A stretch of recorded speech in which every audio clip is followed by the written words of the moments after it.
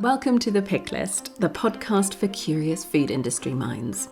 I'm Julia Glotz, a writer, editor and consultant specialising in food and drink. Every week, I'm joined by an expert guest to discuss the news, trends and developments shaping food and grocery retail right now. You'll get a personal perspective on how business leaders and leading thinkers from different parts of our industry are making sense of the big issues. My guests will also share what's on their personal reading list, bringing you a curated selection of thought-provoking articles from the trade press, national media, and other titles. You can find links to all the articles and suggestions for further reading in the episode show notes and also on thepicklist.co.uk. Now let's start the show. Hello and welcome to episode 45 of The Pick List. I hope you're having a good week. Now, I'm going to jump straight in and tell you about this week's guest, Annabel Makin-Jones. Annabel is a fifth-generation farmer from Yorkshire. She's particularly well known for growing strawberries, and she's the founder of two brands, Annabel's Deliciously British and Tame and Wild. Now, Annabel is incredibly entrepreneurial, and I think you'll be blown away by her passion for farming, for the countryside, and for British produce. And I think you'll also find it really interesting to hear her take on export opportunities for British, the impact of wonky fruit and veg on the market, and why she thinks farmers and growers desperately need to become better at marketing.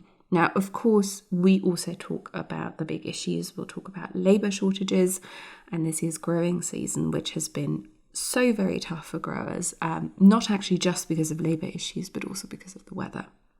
Now, if, like me, you read lots of articles about issues like labour shortages at the moment, I think you'll find it really valuable to hear firsthand from a grower about how these issues are actually playing out on farm at the moment. I certainly found it really valuable to talk to Annabel, and I was really grateful to her for sharing her experience with us. So that's coming up in a moment. But first, let me bring you up to speed on the big stories in food and grocery retail this week. In the wake of fuel supply issues, there were fresh warnings of a nightmare at Christmas, with some analysts predicting consumers will face reduced availability and higher prices this year.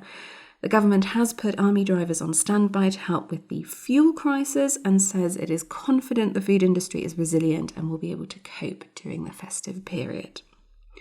Tesco is said to expand its use of a train service between the UK and Spain as part of efforts to reduce its environmental impact and protect it from disruption caused by the HGV driver shortage. Tesco currently transports 65,000 containers a year by rail and wants to increase this to 90,000.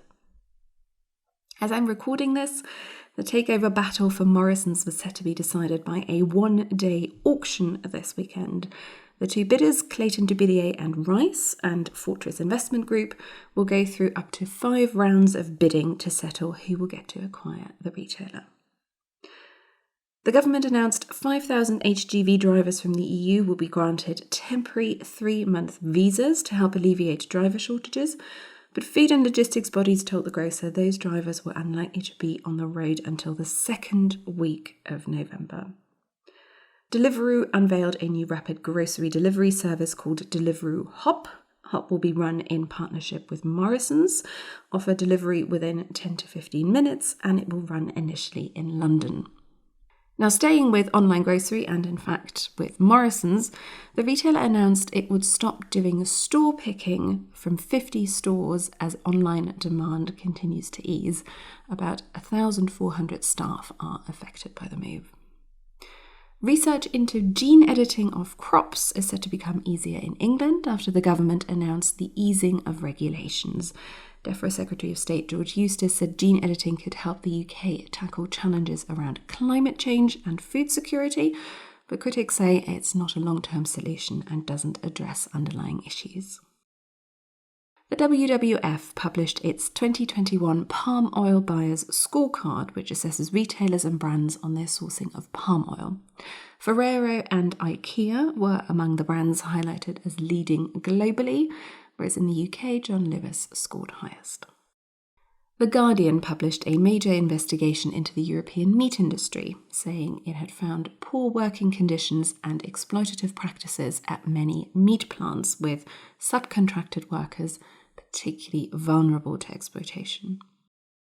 In response, various European and UK retailers said they would cut ties with any suppliers found to be in breach of standards.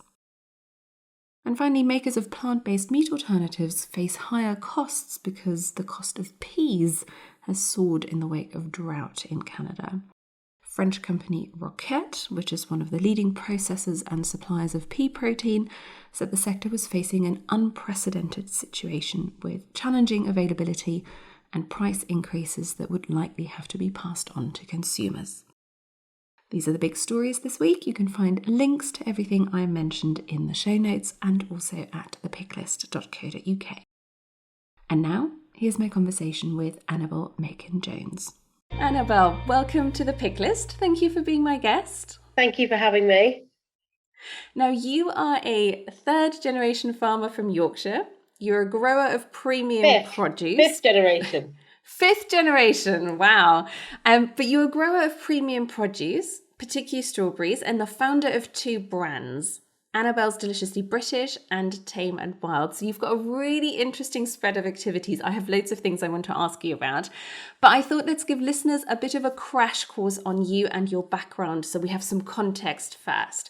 So tell us about the family farming business. What are your family doing farming-wise, and how did you personally become involved in the business? My grandfather was based at the farm where we are now, and then my father, and then me, I arrived 17 years ago and started the strawberry enterprise with my father in year one, and was not supposed to stay, was going off to do my own thing, and basically was very much needed and knew I was always go home, so decided to stay.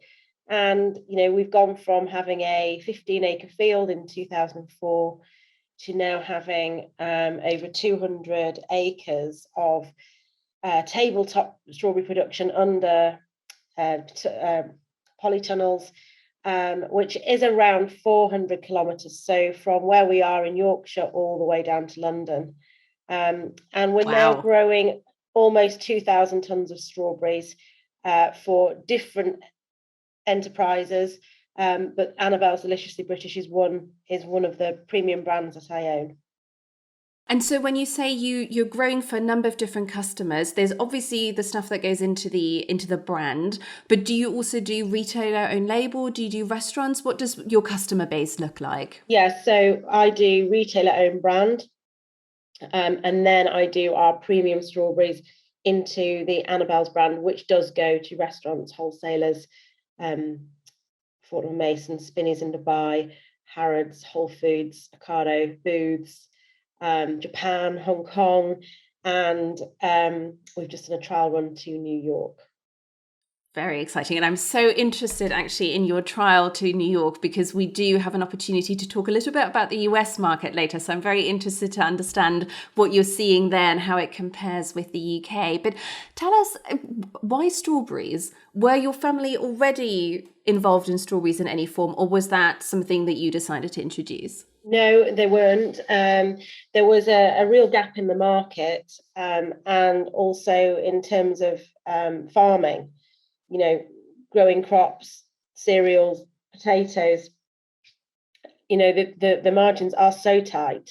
And 17 years ago, strawberries were not in the supply, the demand exceeded the supply. So we decided to start them in 2004. And since a lot of other people have done the same, but now it boils down to the best quality, the best growing, the weather. And I think also where you add value, where you're doing other different things to show why you're the best grower. And that's not necessarily just growing the berry, it's all the other things behind that. And I guess that takes us actually to your brands as well. Just tell us a little bit about your two brands, what they stand for, what kinds of products you do with them. So when you supply a major retailer, you don't get to talk about what you do on your farm. You are all under one name, and you are producing strawberries en masse, with no real thought for anything other than the commercials. I really care about the industry, but also the countryside and doing things for others. If we can do what we love and enjoy that, but do good things for others at the same time, I think we should all be trying to do that, and be better people, and give back to others that are less fortunate than us. So I decided to start a brand where I could talk about the fact that we harvest all our own rainwater. We have a 50 million gallon lake. We produce all our energy from solar panels. We use biodegradable packaging. We also provide our waste strawberries to an anaerobic digester to create power to create our packaging. And there are many, many other things that we're doing. This year we introduced 2 million bees, so that our bees pollinate our strawberries, so we're not bringing bees from Holland. And we actually then harvest some of the honey in the summer, so we now got strawberry pollinated honey, so we've got the full circle of life. But again, we're looking after the countryside, we're investing in nature and the bees. And then every product we sell, we make a donation to the Prince's Trust. So when you buy our products, you know that you're giving to somebody less fortunate than you, to help them, in a career for them, or to do something that they maybe wouldn't have been able to do. So it's all about having a great product and doing your shopping, but also knowing that when you buy anything with my name on, that you can trust me, that, I'm sustainable and I'm truthful, and that when you see Annabel's Deliciously British, that you know that everything about that is transparent and doing the best it can do in all sorts of different areas. And speaking of that Annabel's range, what products do you have under that brand now? So obviously, primarily we started with strawberries, and then I wanted to become zero waste. So we started making jams and chutneys, which is incredibly difficult actually, because we are trying to compete with 98% of jams and chutneys that use strawberries in this country use Chinese or Polish strawberries.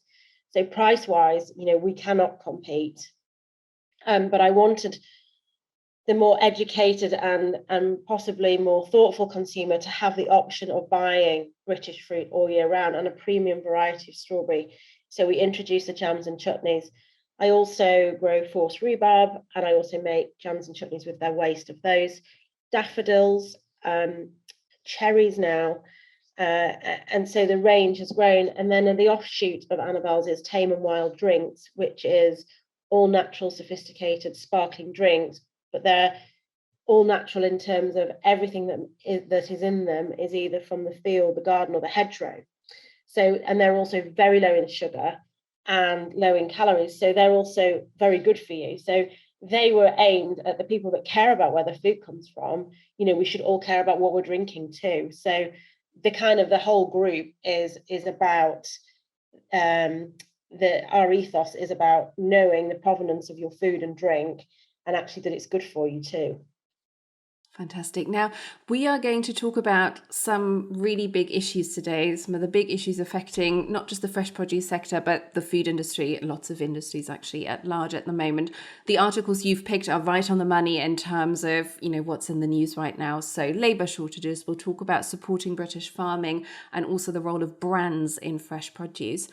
But before we do that, I did want to quiz you a little bit more on your business and some of the trends that you're seeing in the market at the moment. And we're having this conversation right at the end of September. For listeners who aren't close to the fresh produce sector, can you just talk us through what's happening on farm at the moment? Where are we in the growing and production cycle? What does your day-to-day look like at the moment? So we are about 45 tonnes of strawberries a week. It's been very warm. It's been very settled weather for us for September. If we get really cold start to September, it shuts us down very quickly. Our season is generally from May. We didn't start till June because we had that terribly cold month of May. So that pushed everything back. It then gave us huge peaks and troughs when different fields start. And then the whole country ended up having fruit at the same time, which caused chaos for everyone. So we're still seeing peaks now because of the warm weather we've had. And it's interesting that people think, oh, well, that's a bumper crop. You don't get a bumper crop. It's just when the fruit actually decides to arrive on the plant. The other issue is that you have glasshouse producers who start to produce strawberries around the beginning of October. They're using carbon dioxide, they are using heating, they're in glasshouse, their costs are significantly higher than ours. And they are now picking at the same time as us. And actually, there's too much fruit around at the moment, especially when, we know that people are buying in Dutch because it's cheaper than the English, which is even more heartbreaking. So it's been difficult. Labour's been difficult. People have walked away from hundreds and hundreds of tons of fruit left in the field. And not only that, we've had huge problems with logistics, deliveries, lorry drivers deciding they don't want to deliver something and dumping the fruit in the middle of a yard somewhere else and just leaving it there. And then we can't do anything. We can't say to the haulier, well, you've got to pay for that. They've all pushed for force majeure. And we're left holding, carrying the can and holding the bill, basically. So we have had an incredibly difficult time. And unless something's done with regards to labour, and this is just not just picking strawberries, this is across logistics and so many other industries, we're going to be in a terrible, terrible mess. And you've already talked about the fact that obviously from a weather perspective, this year has been incredibly challenging as well. Just give us a sense of sort of a little bit of historical perspective. How was this year's growing season compared with previous years? So we had frost up until 13th of May. Generally, the last frost we get will be the 1st, 2nd of May. And what happens is the flowers form on the plants.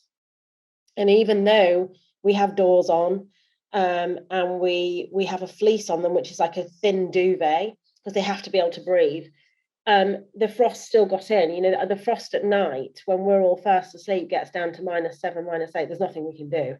And it basically turns the centre of the strawberry flower, which is yellow, it turns it black and kills it. And so we lost 45 ton of fruit before we'd even started, just killed the flowers. So not only did that make us later, but it also took 45 ton of fruit. And then because we all started, as in when I say all, I mean Kent, Herefordshire, Yorkshire, Scotland, all started at the same time because we'd all had such dreadful weather. We then just saw a huge boom in production and we just saturated the market. And so we just couldn't sell the fruit. And that then meant, I had a field with 60 ton of beautiful Morning Centenary strawberries in. It was utterly heartbreaking. And we just walked away and we left it and just watched it rot on the plant. And that's the decision sometimes that you have to make. It's not worth picking it, the cost to pick it and everything else. Like, you just can't, you have to know when you're not going to be able to sell it and make the right decision and walk away. How do these peaks and troughs affect your export markets? Because you mentioned a little earlier that you do have quite a sizable export business as well. You do sell into countries like Dubai and Japan. How have those markets been affected this year? I think the main thing for them is specifically somewhere like Japan, which is all about size and how the product looks. So they are very particular. So we pick with a specialist team for them. And so then as soon as we're short on labour, or as soon as we don't have a lot of fruit that size, therefore it's going to take longer to pick it, that would be the market that we would switch off, because we have to concentrate on the other markets and picking the fruit when that takes so long. So our Japan market was cut off at the beginning of September, which was a real shame, because we could have carried on going now with them and they really wanted us to, but we just couldn't because we just didn't have the people to do that all the time. And when you say you are picking for Japan with a specialist team, what exactly, how are they specialists? What do they need to be able to do that the other pickers perhaps don't need to do? Well, it's just that we take a certain amount of them and train them particularly on what Japan wants. So the size, the shape, the colouring, how it's packed. It's all place packed for them. There's either 12 or 15 pieces in a punnet for them, laid on a foam mould, all for the bakery market. So we will train a specialist group of, let's say, 15 to 20 people to do that. And then they are the ones that then pick for Japan, just so we absolutely know that the quality is correct. Because what we can't have is poor quality pickers, so then it costs even more money when it goes into the pack house, because you have to start all over again, and you don't want to be touching the fruit twice. And the cost, we just can't swallow the cost. I'm so interested in what you were saying actually about those sort of very particular aesthetic standards, because we obviously have a really live debate here in the UK as well about, are we too picky? Are supermarkets driving unrealistic standards? We've had lots of discussion about sort of ugly produce or wonky fruit and veg. Have you seen those standards and those specs become a little bit more generous? Are we as consumers, as British consumers, more interested in taste than looks these days? I think some people think they are. I think people want to believe that they're not as picky and that they've broken away from what the supermarkets have trained us that we want, because that's ultimately where it comes from. Is it true? No. You can see when people pick them up, they're looking to see what size they are. Are they all the same? Nobody wants a big strawberry with a small strawberry. No, the spec is still very, very much there, and I don't think that will change. The only thing that the supermarkets do offer now is something called a wonky berry. So that's, say, a strawberry under 25 ml in size, and you can put it in that, and they sell those cheap. But the problem is the cost that you're paid for them doesn't actually warrant picking it. Also, the consumer's like, oh yeah, I'm fine with wonky. And what they don't actually realise is that when they're buying wonky, they're buying the cheap stuff, and that the stuff that we do actually need to sell in the supermarkets to keep the farmers farming. The wonky's just gone and undercut it, and it doesn't actually help sales for the farmers at all, really. So let's talk a little bit about your articles, because they'll give us an opportunity to actually go into some of these issues in a little bit more detail. Before I turn to your first article, I just want to ask you a little bit about your reading habits. Are there any trends and developments where you're always like, I definitely want to read about that, or any trends that you're keeping a really close eye on? Definitely technology, because we are so labour intensive. 63% of our costs are labour. So as soon as we get a minimum wage rise, it has a huge effect on us. So in terms of developing software or robots, or what can help us become less labour reliant, that's definitely something. I think from a perspective of new products, what other value can we add, rather than just taking the raw product? What else can we do to it to add value for us to earn a little bit more money? But I also think how we as farmers, or particularly agriculture, become better at marketing ourselves beyond the supermarkets, because the supermarkets are not marketing us and our industry.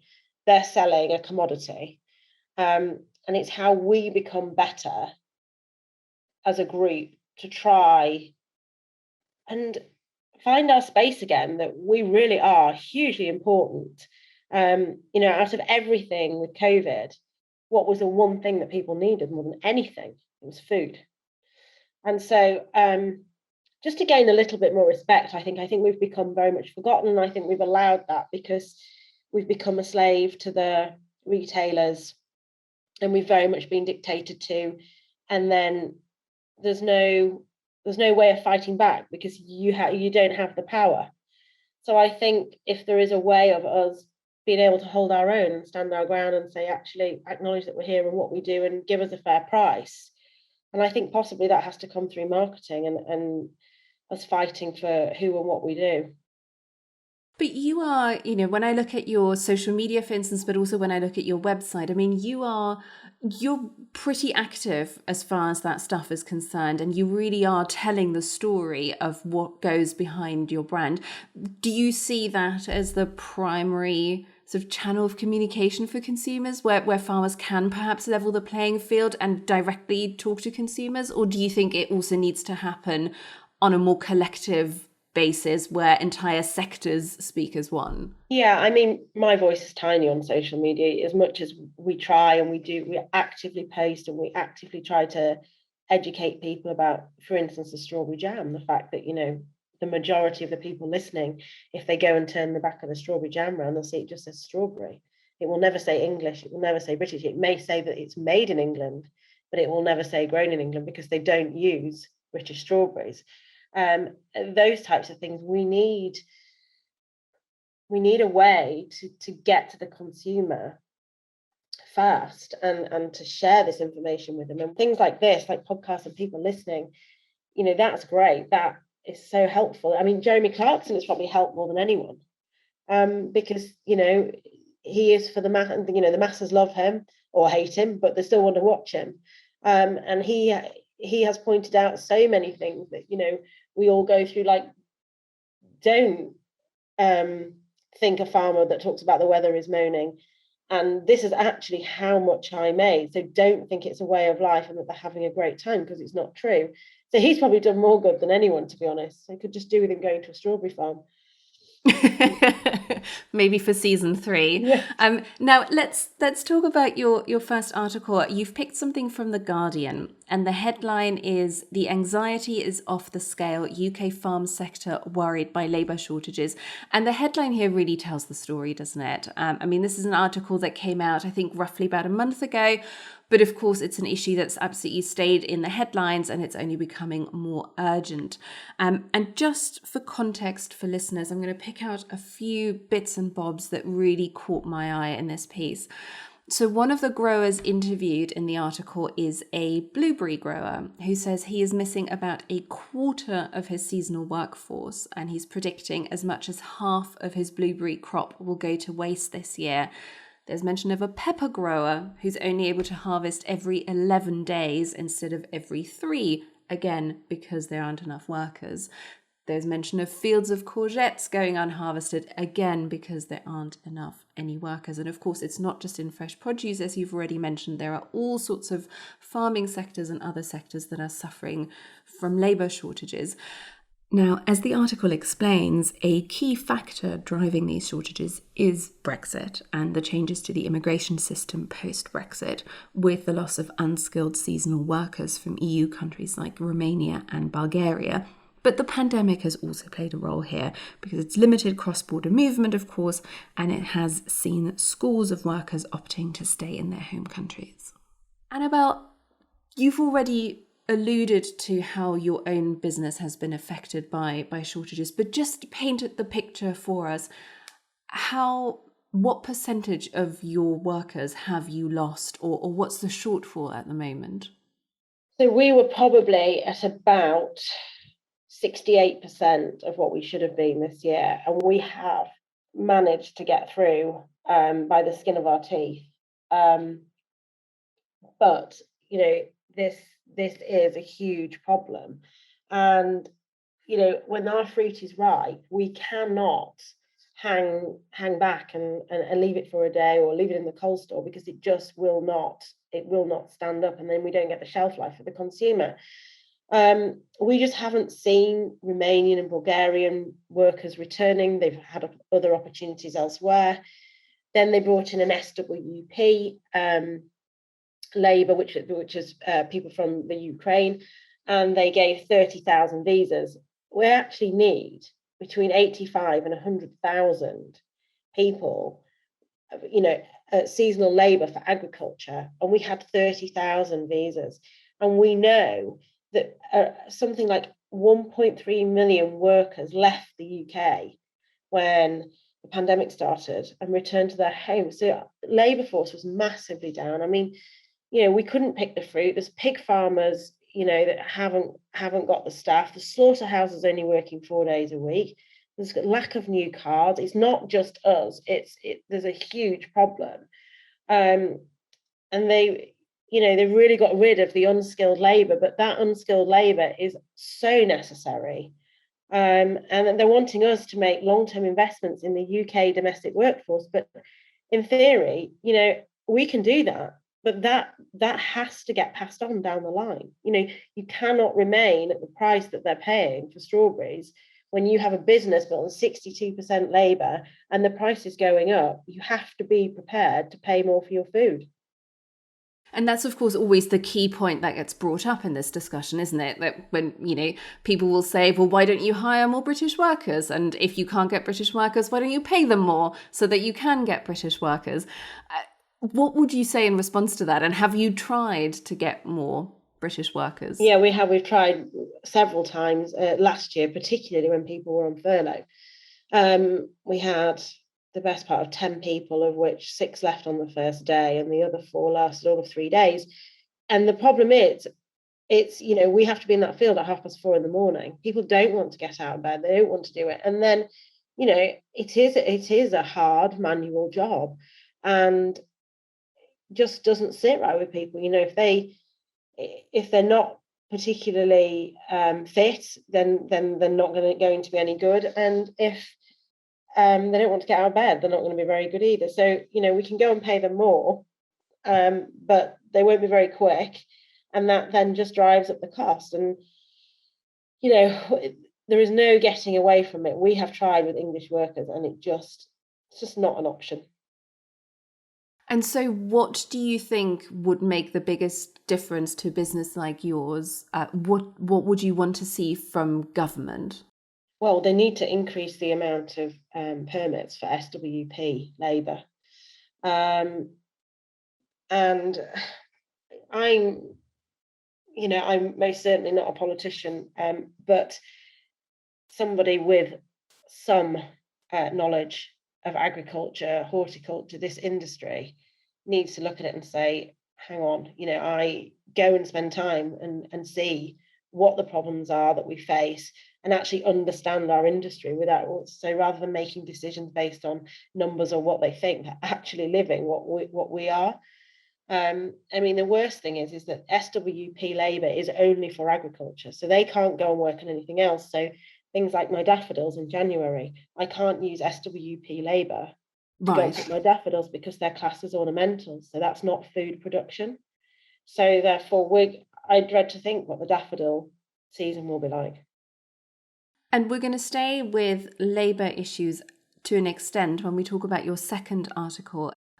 This is an opinion article that appeared on Politics Home, written by Theo Clarke, who is the Conservative MP for Stafford and also the co-chair of the Parliamentary Group for Fruit, Vegetables and Horticulture. The headline here is, "We must back British farming 365 days a year." She is writing this to express her support of Back British Farming Day, which took place a little earlier in the month, 15th, I believe, if I remember correctly. But then to also say that we shouldn't just support British farmers on those special days, but year round. And she's arguing for two forms of support in particular, and one of them touches very much on what you've just talked about. So she wants to see the government's seasonal workers pilot scheme made permanent, so growers would find it easier to recruit labour. And I believe she's also calling for ornamentals to be included in that, so that what you just talked about in terms of not being able to use those workers on your daffodils, for example, that ceases to be an issue. She also wants retailers to make it easier for consumers to choose British produce. And what she is suggesting in particular is a dedicated aisle just for British produce. Now, we've talked about labour quite a bit already, but I was interested in this idea of what retailers could do to support British growers and make it easier for consumers to back British. What do you make of this idea of a dedicated aisle? Is that what's needed? I think it's a really good idea, but I think we have to go back a few steps, and I think we have to look at something like the red tractor. I think we have to be clear as an industry what we feel the stamp of approval should be for the very best of British, and then roll that out. We need to be stronger as a government and as a nation about what we allow. So I think we need to go back to basics. An aisle for British is fantastic, but the retailers will turn around and say, well, that's fine in the summer, but in the winter, how do we keep that aisle for British? We might have some cabbage and some cauliflower and some broccoli. We've got some potatoes that have been in a store, but actually, what else do we fill it with? So I think it's a lovely idea, or even if it's a couple of, like the ends of an aisle or whatever, I think it's a great idea. But I think if we could really have a stamp of approval, and I think that we've become very confused with a kind of stamp of approval. Again, to hark back to my jam, I think if you take that as an example, there's all this fruit all over the UK right now that's being dumped in holes. And you say, well, goodness me, why isn't it being used for jam? You have to take the calyx out, the green bit at the top, the removal of that. Your labour's so expensive, you have to remove it. And then you get it processed. So you've got the fruit that's more expensive. It's more expensive to pick. It's more expensive to grow. And then you have to remove the calyx, and then you have to freeze it, and then you have to process it. So people say to me, why is your jam so much more expensive than X? Well, actually, because they say their jam says made in England. It doesn't say British or English strawberries. And that's because it's Polish or Chinese. So the reason that those strawberries are brought in is because they have much lower wages than us. And therefore the fruit is much cheaper to pick and to grow, so that it can be shipped frozen into the UK and turned into jam cheaper than us using our own strawberries. Now, I can understand why, from a commercial perspective, they would do that. But if we as consumers don't turn around and say, well, actually, no, for the extra £1.50 a jar, I am going to buy British because I am being more sustainable, I am being loyal to what's grown here, I know the quality, I know the standards it's been grown to, and turned into jam. Actually, no, that's really important to me as a consumer, that I have that option. And unless people get behind that, what I'm doing now, it's a real struggle. So unless they get behind it, unfortunately, it's not viable for me to continue to do it because of the price. And during COVID in particular, we heard a lot about changes to shopping habits and consumers, or at least large groups of consumers, being more interested in supporting local producers. What impact has that had on your sales, and have you seen that interest be sustained, or are people going back to old habits? We definitely saw an increase in our branded sales last year, generally because people couldn't go on holiday and people were shopping online more. So we are a big supplier to Ocado. This year, less so. And I honestly can't tell you the answer to that at the moment. I do think more people have gone away because they've been able to. But also, is it because things are opening up so they keep their disposable income for other things, like so they spend less on food? I'm not quite sure what the answer to that is, but I would really hope, because last year we did see such a huge interest in what we were doing, and the provenance and the sustainability, and everything that defined our brand was really celebrated by our customers. I don't think it's totally gone away, but I guess people have had, people are in the position where they make decisions about where they can save money, and maybe it's more of a luxury this year than it was last year because there wasn't anything else to spend their money on. Now, I want to take you on to the third article, which is a piece from Fresh Fruit Portal, and the headline is New Study Reveals Demand for Branded Produce. This is a US study, I should stress, but I was really interested to talk to you about it. What do you think it takes for a brand to have an impact in fresh produce? I think people like people. I think people like to think they know where their foods come from. They know the farm. They know who's behind it. They know who the person is, but also what their values are. So they almost align themselves with you. So for me, my brands, both of them, are basically built off the back of what I wanted as a consumer. I want to know that when I buy British, that I am actually buying British. I don't want to be questioning the labels on things. I want people to be truthful, and that's what I want my brands to be seen as. Honest, truthful. No hidden nasties in my drinks. No, nothing replacing sugar that's pretending to be sugar that's actually even worse for you. Just really honest about what's in them, how we're growing them, and that we're doing our best to do that. And we may not be at the forefront of technology. We may not be some huge companies with an investment company behind them. We are a family business who have 5 generations of roots within agriculture. And, there are not many young people going into agriculture and following in families' footsteps like I am. It's a dying industry. And I hope that when people do look at our social media or buy our products, that, that they know that we're doing our very best by Great Britain, by agriculture, but also by the consumer, giving them a great product at a price where everybody in that supply chain can actually earn a living.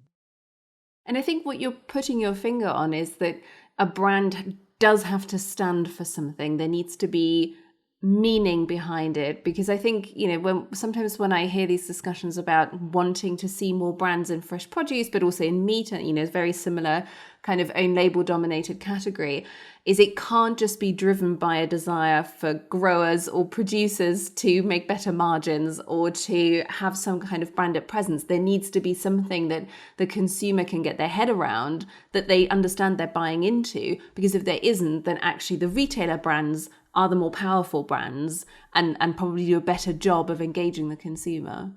Yeah, absolutely. Generally, a branded product is more expensive. And if you're paying more money for something, there should be a reason you're paying more money for it. Now, I did also want to talk to you about this article because it has that US angle. And the US in many ways is actually more advanced, isn't it, in terms of how many brands there are in fresh produce compared with the UK. Now, I was very interested to hear that you do have this trial in New York at the moment. What have you learned about the fresh produce market in the US and how it differs from the UK?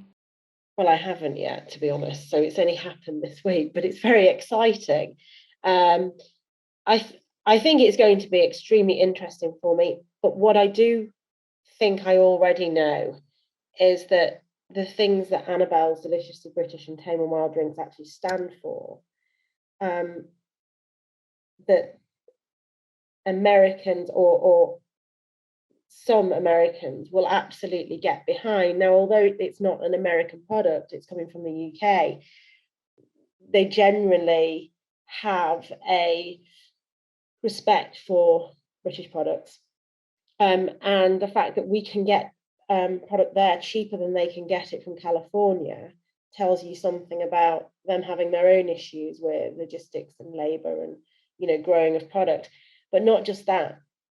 The quality of our product is exceptional, and I think it'd be very interesting to see the feedback that we get, and then once we start properly next year, of how the American housewife, if you like, actually buys into the product week on week, and whether it's just a fad because it's there and it's English, or actually it becomes a household staple. So I guess it's a case of watch this space at the moment. I don't want to commit to too much, but I am fairly positive that it will work. Fantastic.